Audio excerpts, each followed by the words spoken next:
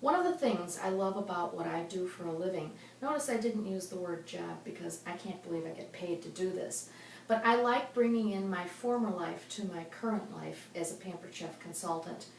As a registered nurse from the emergency room, I can tell you that some of the most serious injuries were due to dull knives. You may think a sharp knife is going to cause more injury, but it's actually the dull knife. What happens is you put a little extra pressure on that, and that's when you slip and hurt yourselves. So it's very important that you always have knives that are surgically sharp. How do you keep them that way? Well, first of all, you never put a good knife into the dishwasher. Secondly, you never throw a knife into the dish drain or up against an unforgiving surface, because what happens then is the blade edge rolls over and it feels like it's dull, but actually the sharp edge is over on the side.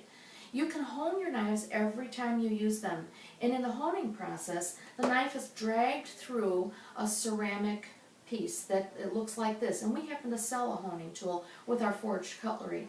You pull the knife through a honer that has a ceramic piece in it, and that realigns the blade and makes it sharp again. Actually, you only want to sharpen your good knives every 1.5 to 2 years, and they should be professionally sharpened. You can find those people in the phone book, or you can also find them in your fabric stores as well. Now, this is what's called a forged cutlery piece. That means that every single one of these knives has been hand forged in Germany. That means that this comes to a very, very fine point, and it's extremely sharp. The part of the knife that is the most important is probably the most innocuous looking piece. It's right around here. That's called the bolster, and that's where the knife is balanced. This is what's called a full neb tang blade. I have to tell you, I didn't know any of this before the Pampered Chef trained me. So our training is incredible. I didn't fall out of the sky knowing this.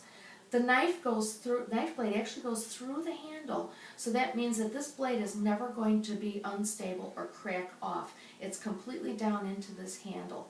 This happens to be called a Santoku knife because it has these little indentations in it, and those are called Grantins, another product of great training. Okay, now I like these knives especially because they are nicely weighted, and they're something that I like to use in my kitchen. If you're going to be storing your knives in one of those wooden blocks, my suggestion is to turn it upside down like this and put the knife in this way, because then you're running the non-sharp edge against the wood in the knife block. I actually had somebody question me about that. She didn't know what I meant by turning the knives around. She thought I meant like this, back into the knife block. My thought was, she's driving a car. Okay, the next set of knives that we have are called our non-stick knives. These knives are stainless steel knives that are covered with a non-stick surface.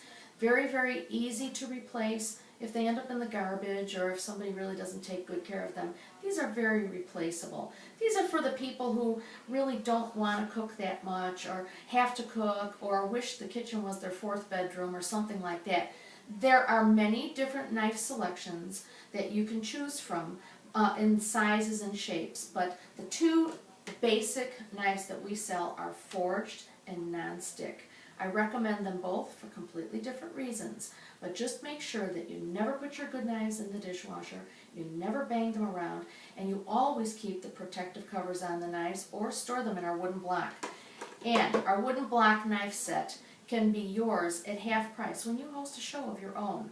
I hope that you look at these knives and really consider them to be the one valuable tool in your kitchen.